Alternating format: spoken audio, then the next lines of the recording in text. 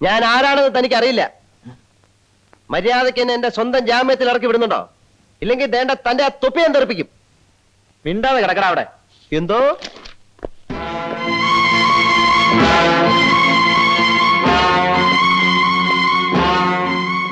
അമ്മാവൻ മാറി നില്ലടേ, മാറി നില്ലടേ, മാറി ഇക്കടേ. എന്തോ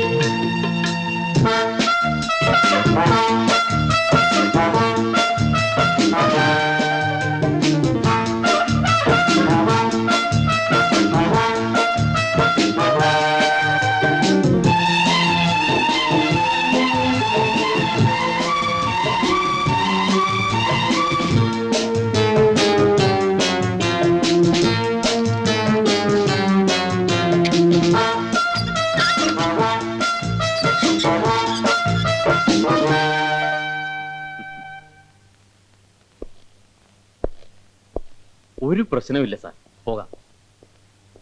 തൊപ്പി തെറിപ്പിക്കുമെന്ന് നേരത്തെ പറഞ്ഞ ചുമ്മാതെ വരട്ടാനാ. പക്ഷെ ഇപ്പൊ പറയുന്നു തെറിപ്പിക്കും. എന്തോ വാടാ.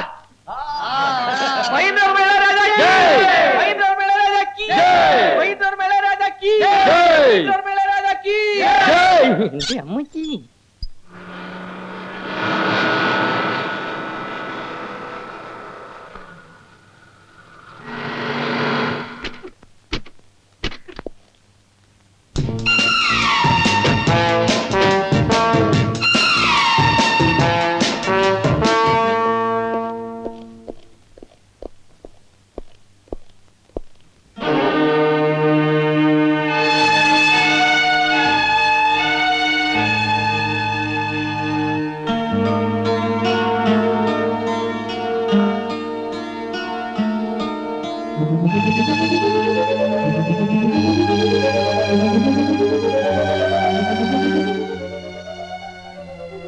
എത്രയും പ്രിയപ്പെട്ട എന്റെ വിദ്യാർത്ഥി സുഹൃത്തുക്കളെ, ഈ അവസരത്തിൽ ഞാൻ നിങ്ങളെ ഓർമ്മിപ്പിക്കുകയാണ്, നാളെയുടെ പ്രതിനിധികളായ നിങ്ങൾ ഓരോരുത്തർക്കും പൗരബോധം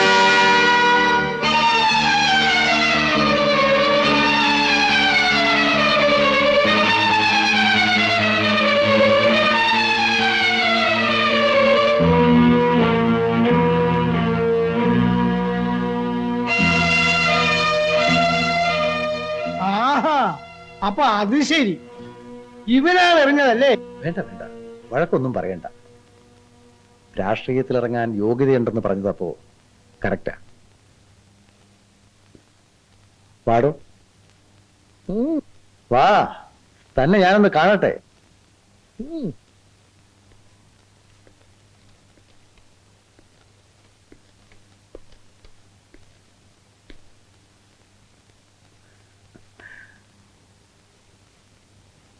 ഇരിക്കടോ.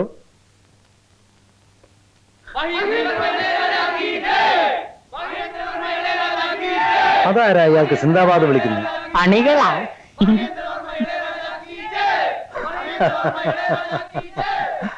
നല്ലത്. പക്ഷേ രാഷ്ട്രീയത്തിൽ ഇറങ്ങാൻ ഇത് മാത്രം പോരാ. കുറച്ച് ഇന്ത്യാ ചരിത്രം, കുറച്ച് നമ്മുടെ പാർട്ടിയുടെ ചരിത്രം, സ്വാതന്ത്ര്യ സമര ചരിത്രം, ഇതൊക്കെ ഒന്ന് പഠിക്കണം. എവിടെയെങ്കിലും ചെന്ന് 4 വർത്താനം പറയുമ്പോ മാറാൻ പാടില്ലല്ലോ. അതൊക്കെ ഇവനെ പഠിപ്പിക്കാൻ ഞാൻ വേണ്ട ഏർപ്പാടുകൾ ചെയ്തിട്ടുണ്ട്.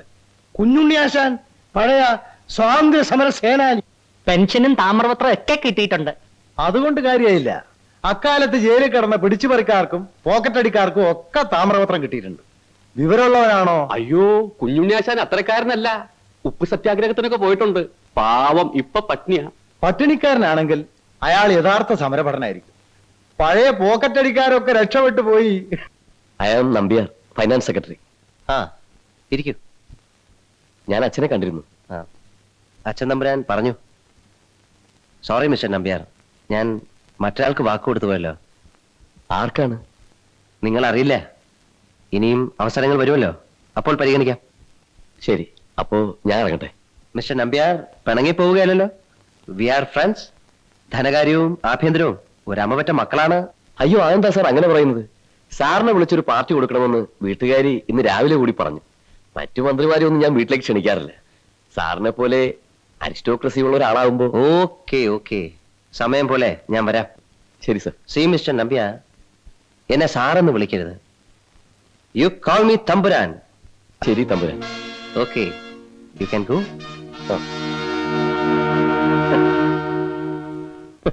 ഞാൻ പോവില്ല പോവില്ല പോവില്ല, എന്നെ കൊന്നാലും ഞാൻ പോവില്ല. അയാളുടെ പി ആയിരിക്കുന്നതിലും ഭേദം അവര് രാജാക്കന്മാരായിരുന്ന കാലത്തെ നമ്മളെ പിഴിഞ്ഞു. ഇന്ന് ജനകീയ ഭരണം വന്നിട്ടും എന്താ കാര്യം? നീ പോണ്ട മോളെ, എന്താ ഉണ്ടാവാന്നറിയാലോ. പോയില്ലെങ്കിൽ ജോലി പോകും. സ്പെഷ്യൽ ഓർഡർ വാങ്ങിയാണ് മഹി അപ്പോയിന്റ്മെന്റ് നടത്തിയിരിക്കുന്നത്. ഒക്കെ അവന്റെ ഒരു പിള്ളേരുകളിയാ. ലക്ഷ്മി ധൈര്യമായിട്ട് പോയി ചാർജ് എടുക്കൂ. സ്വയം സൂക്ഷിക്കാൻ അറിയാമെങ്കിൽ എവിടെ പോയാൽ എന്താ? തന്നെയുമല്ല, ഞങ്ങൾ ആ പട്ടയ സമരം തുടങ്ങാൻ പോവുക. അധികാരസ്ഥാനത്തിനടുത്ത് നമ്മുടെ ഒരാളുണ്ടാകുക എന്ന് പറഞ്ഞാൽ അത് നല്ലതാ. തീരെ വയ്യാൻ തോന്നുമ്പോ പോര്. ഇലക്ഷനിൽ നമ്മൾ എതിർത്തതിന്റെ വാശിയാണോ അയാൾക്ക്? അയാളൊരു വല്ലാത്ത മനുഷ്യനാണ്. നീ എന്താടി എന്നാ ബൂത്തിലിരുന്ന് പറഞ്ഞത്? ചാരായ കുപ്പിക്ക് വോട്ടില്ലെന്നോ? നീയൊക്കെ അങ്ങ് അഴിഞ്ഞാടിയാ ഞാനങ്ങ് തോറ്റുപോന്ന് വിചാരിച്ചല്ലടി ചൂലേ. മഹി, നിങ്ങൾ കുറച്ചുകൂടെ മാന്യമായിട്ട് സംസാരിക്കണം, അല്ലെങ്കിൽ ഞാൻ ജോലി രാജിവെക്കും. ഓ പിന്നെ ജോലി രാജിവെച്ചിട്ട് നീ എങ്ങോട്ട് പോകും? നിന്നെ അറസ്റ്റ് ചെയ്ത് റിമാൻഡിൽ വെച്ച് ഞാൻ ഇവിടെ പണിയിക്കും. ആഹാ, ആഭ്യന്തരമന്ത്രിയോടാണോ കളി? എടീ, നിൽക്കാൻ. ലക്ഷ്മി, വിളിക്കാൻ. അവിടെ നിൽക്കാൻ. രാജിക്കത്ത് എഴുതി എങ്ങാനും ഇവിടെ വരും, നിന്റെ കുടുംബം ഞങ്ങൾ കൊളന്നോട്ടു. ആഹാ, നീ എന്ത് വിചാരിച്ചടി? രാജിവെക്കൂ.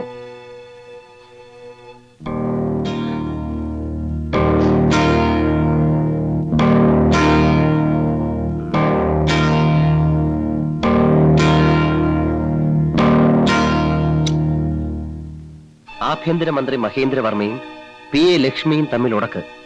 പ്രണയ കലഹമോ പുഞ്ചിരിയോ? തെക്കുംകൂർ കോവിലകത്തെ ഇളയരാജാവും ആഭ്യന്തരമന്ത്രിയുമായ മഹേന്ദ്രവർമ്മയുടെ കാമുകിയാണ് ലക്ഷ്മി. ഇളയരാജാവിന്റെ പ്രത്യേക താല്പര്യപ്രകാരമാണ് സൂപ്രണ്ട്സ് ഓഫീസിലെ ക്ലർക്കായിരുന്ന ഈ സുന്ദരിയെ ട്രാൻസ്ഫർ വാങ്ങി അനന്തപുരിയിൽ കൊണ്ടുവന്നത്. ആരെ ഈ കൈമള്? ഞാൻ അവനെ കൊല്ലും. ഒരു കാര്യമില്ല.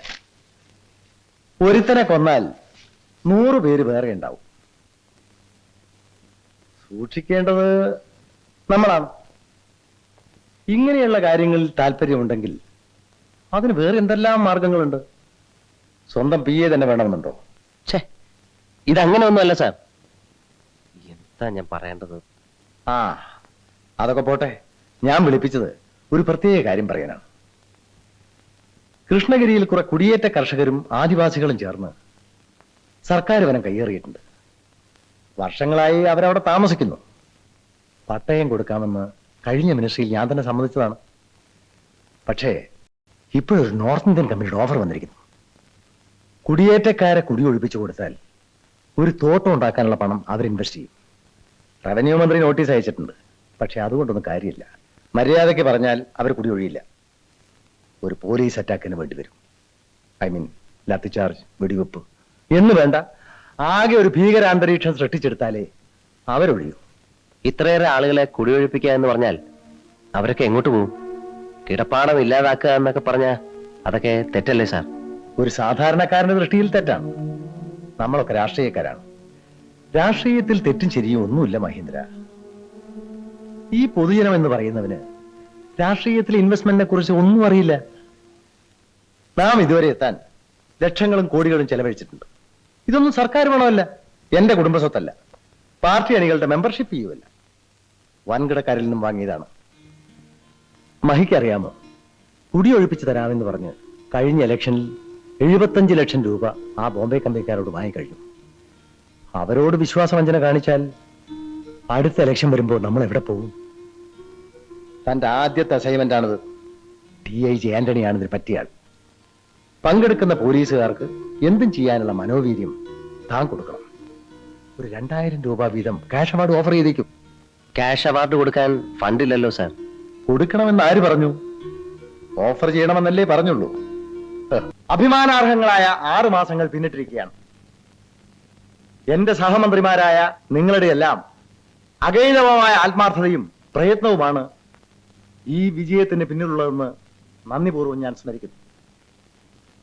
കേന്ദ്രത്തിൽ നിന്നുള്ള വിഹിതം പരമാവധി നാം വാങ്ങി ഔദ്യോഗിക തലങ്ങളിലെ അഴിമതികൾ അവസാനിപ്പിച്ചു. ക്രമസമാധാനം പുനഃസ്ഥാപിച്ചു. ഈശ്വരൻ കനിഞ്ഞു നൽകിയ കേരളത്തിലെ പ്രകൃതി ഭംഗിയെയും പരിതസ്ഥിതി സന്തുലിതാവസ്ഥയെയും തകിടം മറച്ചിരുന്ന മരം വെട്ടൽ, വനനശീകരണം, അനധികൃത കുടിയേറ്റം ഇവയെല്ലാം ഫലപ്രദമായി ചെറുത്തു തോൽപ്പിച്ച ആഭ്യന്തര വകുപ്പ് പ്രത്യേകം അഭിനന്ദനം അർഹിക്കുന്നു. എന്നിരുന്നാലും കൃഷ്ണഗിരി വനങ്ങളിൽ സാമൂഹ്യ വിരുദ്ധരെ നേരിടുന്നതിനിടയിൽ വീരമൃത്യു അടഞ്ഞ സബ് ഇൻസ്പെക്ടർ കൃഷ്ണകുമാർ നമ്മളുടെയൊക്കെ മനസ്സിൽ ദുഃഖസ്മരണകൾ ഉണർത്തുന്നു. കൃത്യവിലോപം കൊണ്ടല്ല, എങ്കിലും അതിനിടയാക്കിയവരെ പിടികൂടാനുള്ള കാലവിളംബരം അനാവശ്യമായ അപവാദങ്ങൾക്ക് വഴിയൊരുക്കും. ചുരുങ്ങിയ കാലമേ അധികാരം നമ്മുടെ കൈകളിലുണ്ടാവും. കറപുരളാത്ത കൈകളോടെ ഇനിയും നമുക്ക് ജനമധ്യത്തിലേക്ക് ഇറങ്ങിച്ചെല്ലേണ്ടതാണെന്നുള്ള വസ്തുത നാം ഒരിക്കലും മറക്കരുത്. 1 വർഷം കഴിഞ്ഞാൽ അയാൾ നിന്നെ എടുത്ത് പുറത്തു കളയും. അതിനുള്ളിൽ കടിഞ്ഞാൻ നീ കൈവശപ്പെടുത്തിയിരിക്കണം. ഞാൻ പറയുമ്പോ ഇവിടത്തേക്ക് വിഷമം തോന്നരുത്. പോലീസ് അസോസിയേഷനിലൊക്കെ ഇത്തിരി അബ്ജക്ഷൻസ് ഉണ്ട്, പ്രത്യേകിച്ച് ഓഫീസേഴ്സ് അസോസിയേഷനിൽ. കൃഷ്ണകുമാർ മരിച്ചിട്ട് ഇത്രയും നാളായിട്ടും ഇതേവരെ ജയനെയും കൂട്ടരെയും. ജയൻ എന്റെ പോക്കറ്റിലാണോ കിടക്കുന്നത്? പിടിക്കേണ്ടത് അവരല്ലേ, ഞാനാണോ? പ്രതിയെ പിടിക്കേണ്ടത് പോലീസുകാരുടെ കടമയാണ്. ആഭ്യന്തരമന്ത്രിക്ക് ലാത്തിയും തൂക്കി ഇറങ്ങി നടക്കാൻ ഒക്കത്തില്ല. തന്നെയുമല്ല, ഇവിടത്തെ ആൾക്കാർ കാശും പണവും വാങ്ങി പോലീസിൽ ആളെ എടുക്കുന്നു എന്ന് പരാതിയുമുണ്ട്. ഹോ, കുറെ പുണ്യവാളന്മാര്. ഈ കൈക്കൂലിയൊക്കെ നിർത്താൻ എനിക്കും അറിയാം. 1.5 രൂപ വാങ്ങിക്കുന്ന സാധാ കോൺസ്റ്റബിൾ തുടങ്ങി 10,000-ഉം ലക്ഷവും വാങ്ങിക്കുന്ന നിങ്ങൾ IPS-കാരുടെ വരെ കൈക്കൂലി ഞാൻ നിർത്തി കാണിച്ചു തരാം. കാണണോ? അല്ല, അത് വേണ്ട. ചെകുത്താൻ വേദം ഓതണ്ടെന്ന് അവരോട് പറഞ്ഞേക്ക്. ഇന്നലെ CM-ഉം 2 കല്ല് വെച്ച് വർത്തമാനം പറഞ്ഞു. എനിക്കതൊന്നും മനസ്സിലാകാഞ്ഞിട്ടല്ല. അതൊക്കെ പോട്ടെ, അസൂയക്കാരങ്ങനെ പലതും പറയും. എനിക്കിന്നൊരു ന്യൂസ് കിട്ടി. എന്താണ്? ജയൻ തിരുവനന്തപുരത്ത് എവിടെയോ ഉണ്ട്.